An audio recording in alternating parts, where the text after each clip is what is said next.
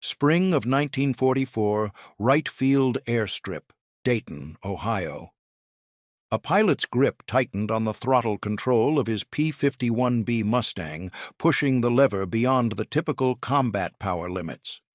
The Packard Merlin engine thundered as manifold pressure climbed toward 75 inches, drawing power from an untested aviation gasoline known only by its designation, 150 grade.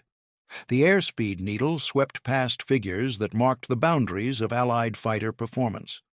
At an altitude of 25,000 feet, the fighter was accelerating beyond 448 miles per hour. Ground-based engineers watched with intense focus as static crackled through the radio with the pilot's voice. This represented more than incremental progress. They were witnessing a transformation contained within purple-colored aviation fuel, a chemical breakthrough so significant it would invalidate every calculation the German Luftwaffe had made about American fighter performance. The European air war stood on the brink of transformation, and the driving force wasn't a revolutionary aircraft platform or innovative combat tactics, but rather a fuel formulation that enabled existing fighters to operate at levels the enemy thought impossible. German military planners remained unaware that Allied petroleum scientists had accomplished something the Reich's coal-based synthetic fuel industry could never replicate.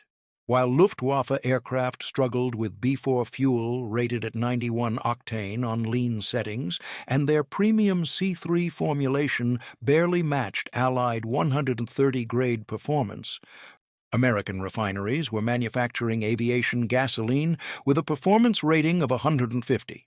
The ramifications were extraordinary.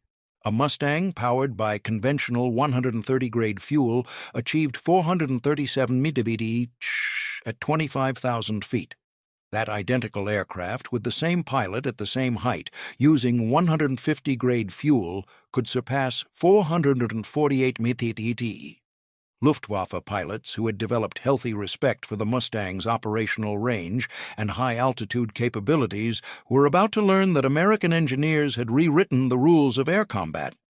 The Messerschmitt Bf-109s, Germany's primary fighter in early 1944, topped out at 400 mph at altitude. The Focke-Wulf 190A could achieve 408 mph under ideal circumstances. Against Mustangs burning 130-grade fuel, German aviators could at least attempt favorable engagement scenarios. Against Mustangs burning 150-grade fuel, Luftwaffe fighters operated under a performance deficit that neither pilot expertise nor tactical brilliance could compensate for. This advantage originated not from wartime necessity, but from peacetime research by petroleum engineers who recognized that octane measurements indicated how much an air-fuel mixture could withstand compression before uncontrolled ignition. Greater compression ratios produced more power per combustion event. Additional power translated to faster aircraft and improved operational altitudes. The underlying science was simple, but producing high-octane aviation fuel on an industrial scale demanded extraordinary engineering sophistication. By 1940, as European warfare intensified, American aviation fuel manufacturing focused on 87-octane gasoline. This proved acceptable for civilian aircraft and initial military trainers, but completely inadequate for high-performance combat planes. The British, desperately seeking any edge against numerically superior Luftwaffe forces, collaborated with American petroleum companies to create 100-octane fuel, which arrived just as the Battle of Britain commenced. The impact was immediate and dramatic.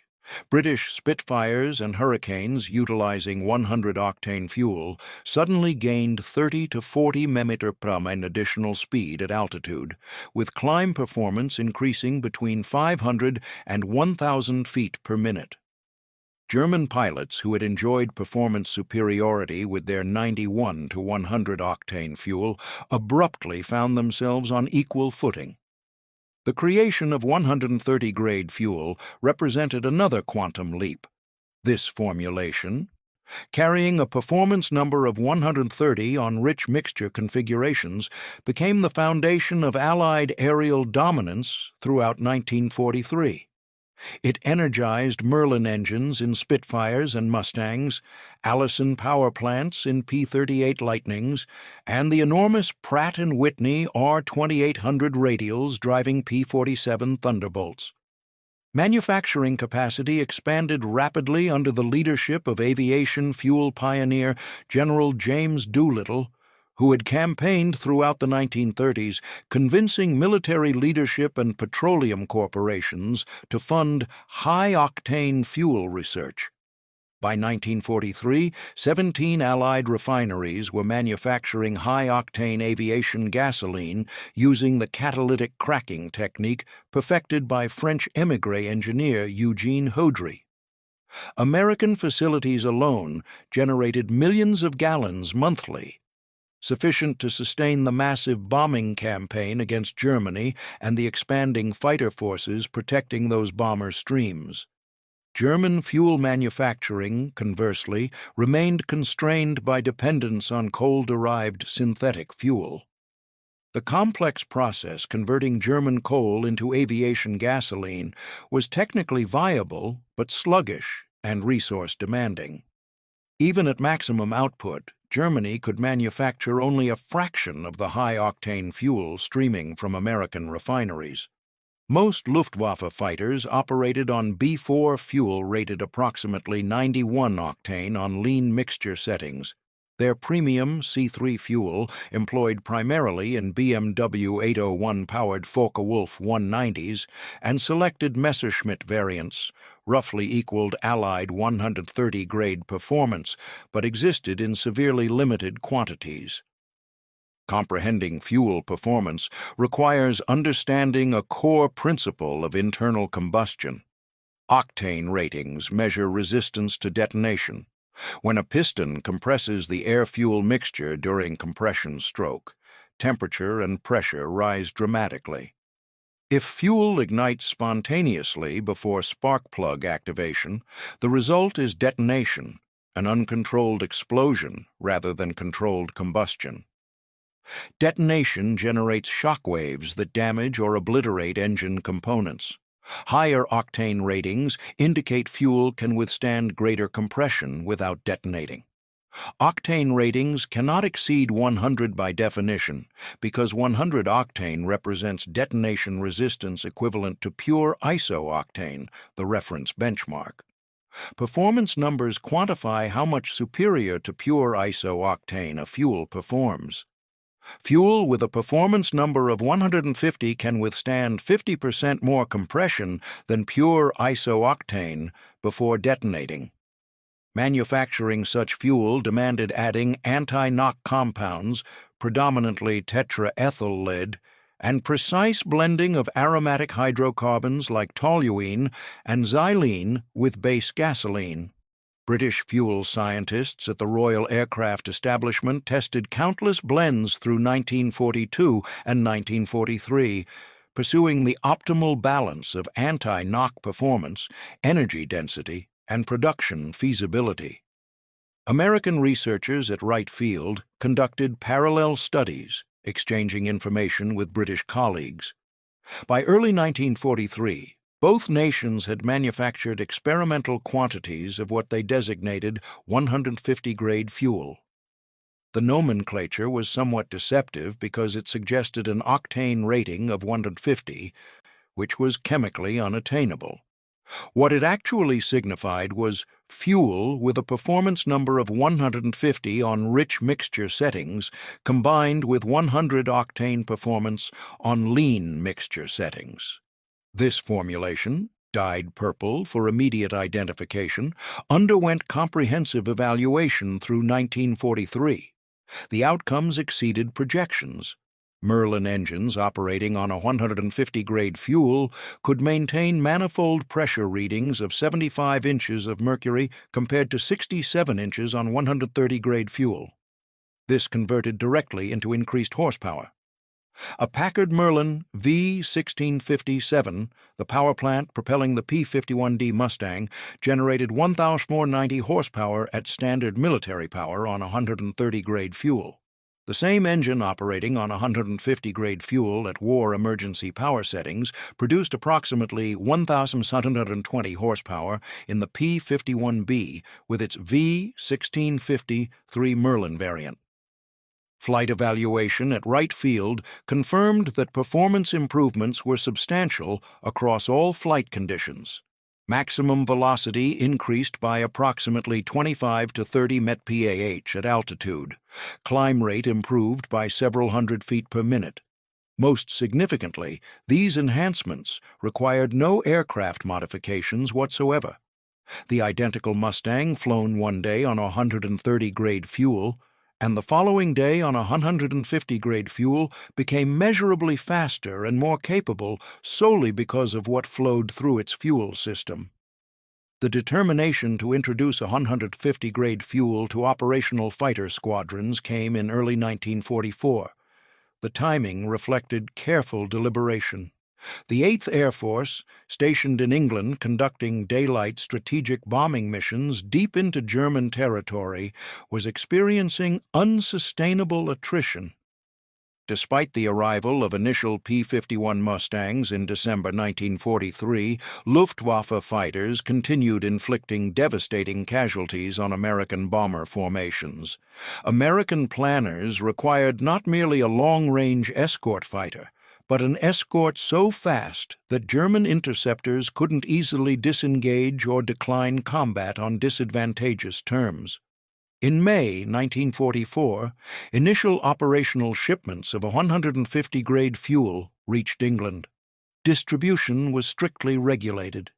Not every fighter group received the new formulation immediately. The 8th Air Force began with selected squadrons both to manage supply coordination and to assess combat effectiveness. The British Royal Air Force, which had spearheaded much early testing, also began equipping fighter units with the new fuel. Priority went to squadrons assigned high-speed interception duties, particularly those hunting German V-1 flying bombs that began terrorizing London in June 1944. The V-1 cruised at approximately $400 mph at low altitude. Intercepting these weapons demanded fighter aircraft capable of matching or exceeding that velocity at sea level or low altitude, where atmospheric density reduced all aircraft performance. Hawker Tempests and Spitfire P-51s could barely overtake the V-1s. Mustangs burning standard fuel were marginal. Mustangs burning 150-grade fuel possessed sufficient speed margin for reliable interception. On June 18, 1944, Major R.E. Turner of the 356th Fighter Squadron destroyed a V-1 flying bomb by tipping its wing with his P-51's wingtip, demonstrating a technique employed at least 16 times during the campaign. This maneuver demanded exceptional velocity and precision to position the fighter's wingtip within 6 inches of the V-1's wing surface, then exploit the airflow to roll the flying bomb off course and send it plummeting. The first extensive combat employment of 150-grade fuel by American P-51 pilots occurred in June 1944, coinciding with the Normandy invasion. Fighter groups of the 8th Air Force, assigned to achieve air superiority over invasion beaches, flew combat air patrols and bomber escorts using the new fuel. German fighter pilots began reporting encounters with Mustangs that performed beyond their previous experience.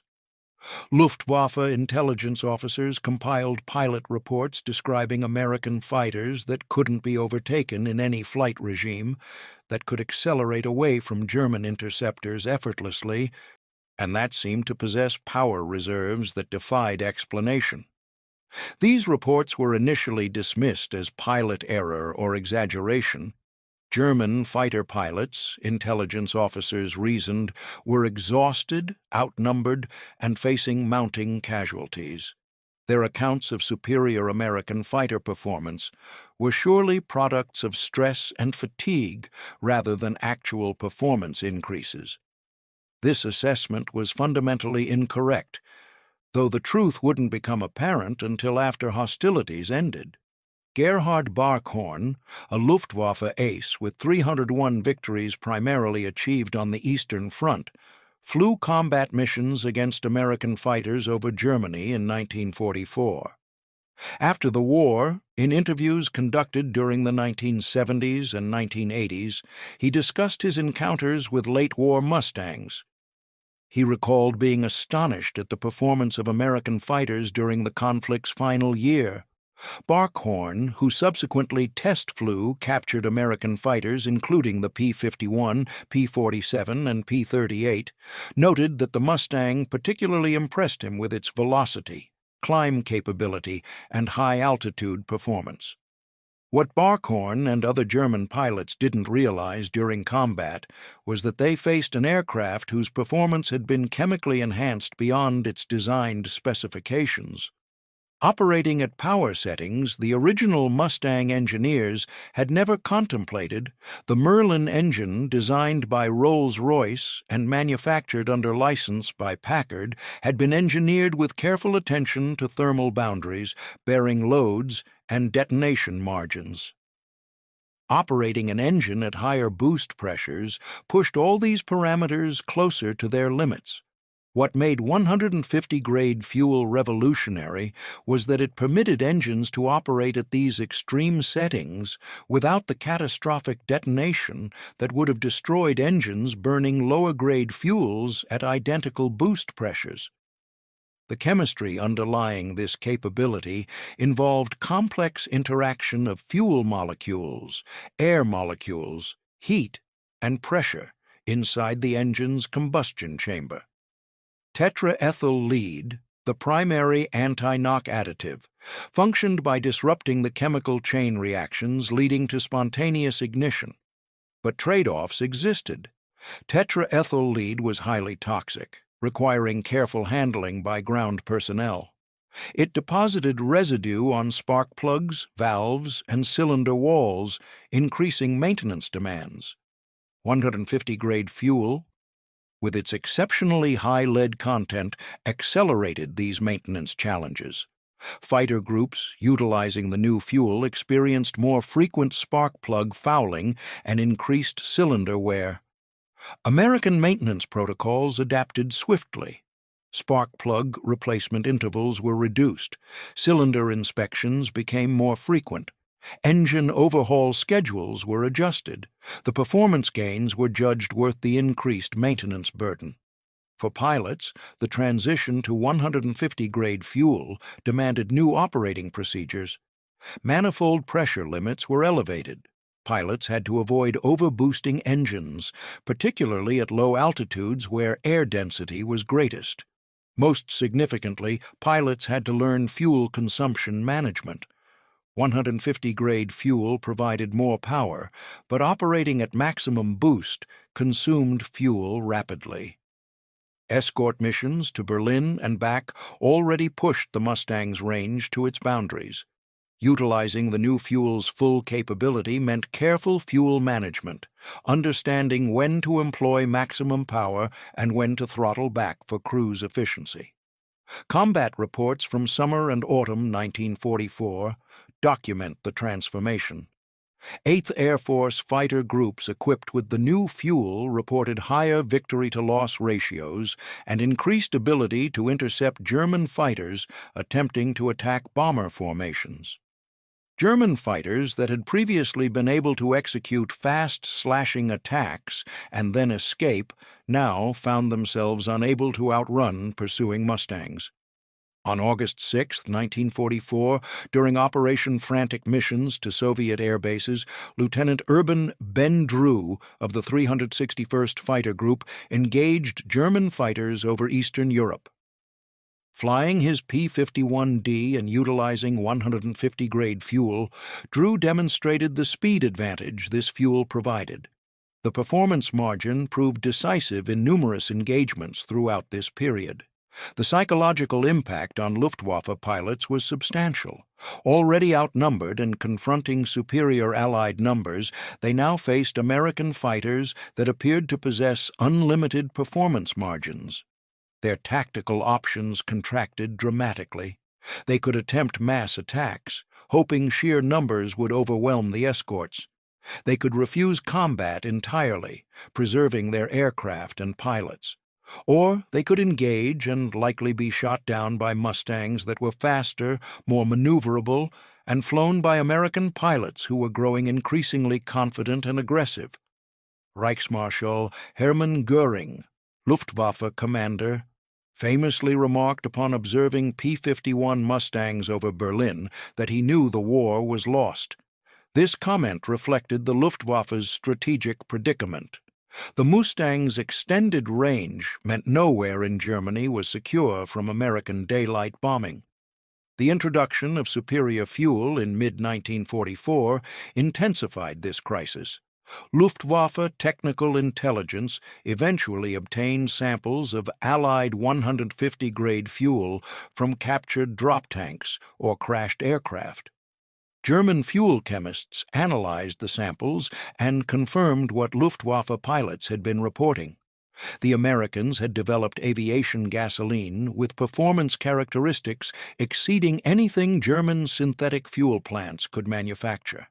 Allied bombing of German synthetic fuel facilities, particularly the raids on Luna and other major installations in May and June 1944, further constrained German fuel production. By late 1944, the Luftwaffe was rationing fuel. Fighter units received priority, but even they operated under severe constraints. Training for new pilots was drastically reduced. Many German pilots reached operational units with minimal flying experience compared to American pilots, who typically accumulated several hundred training hours before entering combat. Between January and May 1944, before widespread introduction of 150-grade fuel, American bombers suffered loss rates of approximately 3 to 6% per mission. These were sustainable but painful casualties.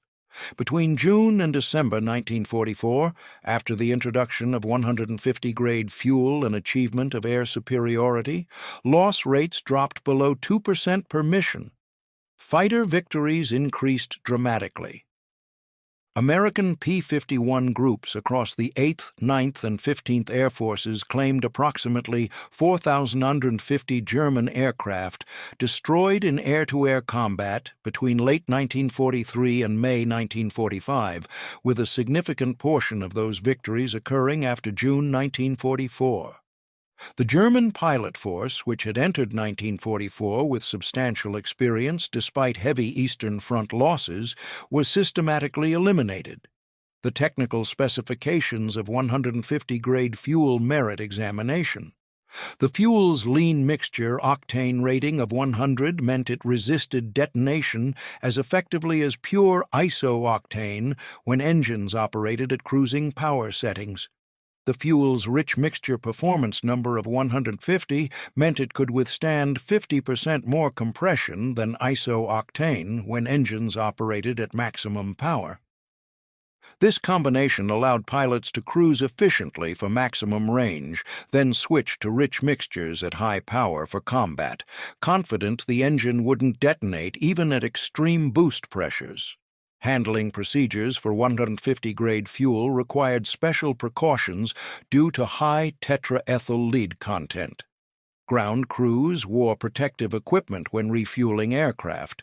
Spills were cleaned immediately to prevent lead poisoning. Fuel trucks and storage tanks were clearly marked to prevent accidental mixing of fuel grades. Despite these precautions, the safety record was excellent. Industrial accidents were rare. The transition in operational squadrons required pilot training. Pilots received briefings on the new fuel's properties and updated engine operating procedures. Manifold pressure limits were raised. Operational guidelines specified when and how to use maximum power settings. Aircraft required no modifications. The engines, fuel systems, and all components were compatible with both grades. This compatibility simplified logistics and operations. The production statistics tell a story of industrial mobilization on a scale Germany couldn't match. Between May 1944 and April 1945, the 8th Air Force consumed over 53 million gallons of 150-grade fuel. Allied production across all refineries likely exceeded 200 million gallons during operational use. Each gallon required refining infrastructure, chemical additives including toxic tetraethyl lead, quality control testing, transportation to Europe, storage in secure facilities, and distribution to dozens of airfields. American industrial capacity in 1944 operated at levels that seemed almost miraculous. Factories produced bombers by the thousands and fighters by the tens of thousands. Shipyards launched Liberty ships faster than Germany could sink them. Oil refineries produced aviation gasoline in quantities exceeding Germany's total fuel production across all grades. The Royal Air Force used 150-grade fuel extensively in fighter operations over Europe. British squadrons flying Spitfire 14s, Tempest 4s, and Mustang the 3s and IVs received priority allocation of the new fuel. RAF pilots reported similar performance improvements to those experienced by American pilots. The Tempest, already among the fastest piston-engine fighters in service, became even more formidable. Tempest squadrons achieved remarkable success against V-1 flying bombs. Between June and September 1944, RAF 150 wing Tempests shot down 638 flying bombs, with No. 3 Squadron alone claiming 305. Squadron leader Joseph Berry destroyed 59 V-1s, and the performance margin proved valuable in every role. The combat effectiveness of 150-grade fuel was proven repeatedly through late 1944 and early 1945. Fighter groups that received the new fuel reported increased victory claims and reduced losses. By March 1945, virtually every P-51 unit was operating on the fuel. Combat reports from this period show overwhelmingly one-sided results. German fighters rarely challenged Allied formations effectively. When they did engage, they usually suffered devastating losses. In April 1945, missions over Germany often encountered no aerial opposition. The Luftwaffe was finished, destroyed by attrition, fuel shortages, and the systematic elimination of experienced pilots who couldn't be replaced. On May 8, 1945, Germany surrendered. The air war over Europe ended with absolute Allied air supremacy. This supremacy had multiple causes. The P-51 Mustang's extended range was crucial. American pilot training was excellent. Allied numerical superiority was overwhelming. But the petroleum engineering advantage that 150-grade fuel provided was significant. The purple-dyed gasoline transformed good fighters into exceptional fighters, gave Allied pilots confidence, and represented the accumulated technological and industrial might of nations that could outproduce, out-innovate, and ultimately outlast their opponents. Velocity matters in aerial combat. A faster fighter can choose when to engage and when to withdraw. A faster fighter possesses tactical flexibility that slower opponents lack. When American fighters became demonstrably faster through the combination of excellent airframe design and superior fuel, the Luftwaffe's tactical options narrowed dramatically. The contrast between German and Allied situations in late 1944 and early 1945 was stark. Allied fighters could fly multiple combat missions daily, limited only by pilot fatigue and aircraft maintenance. German fighters often sat grounded for lack of fuel.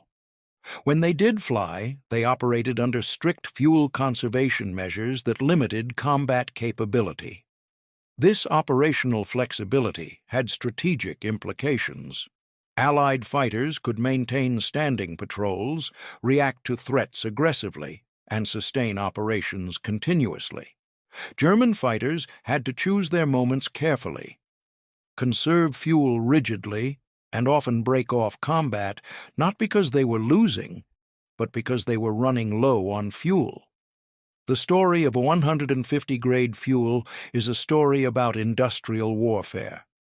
Victory belonged to the side that could produce not just more aircraft, but better performing aircraft. Not just adequate fuel, but superior fuel. Not just sufficient trained pilots, but an overwhelming surplus of well-trained pilots backed by an industrial base that could replace losses faster than the enemy could inflict them. American and British fuel chemists working in laboratories and refineries never flew combat missions over Germany.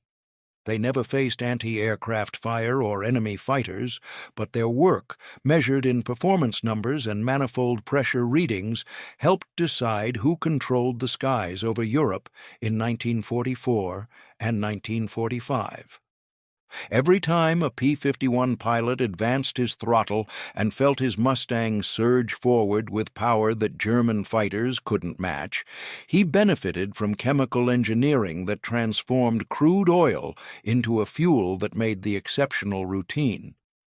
German planners had assumed American fighters would perform within predictable parameters based on aircraft design and standard fuel capabilities.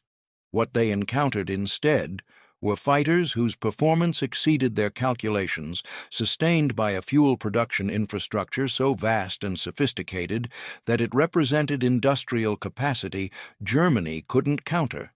By spring 1945, as Allied armies overran Germany from east and west, the Luftwaffe had effectively ceased to exist as a coherent fighting force.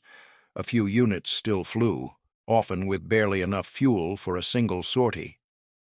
Jet fighters like the Me-262 represented a technological leap forward, but they arrived too late and in too few numbers, handicapped by fuel shortages and the absence of experienced pilots who had been systematically destroyed in combat.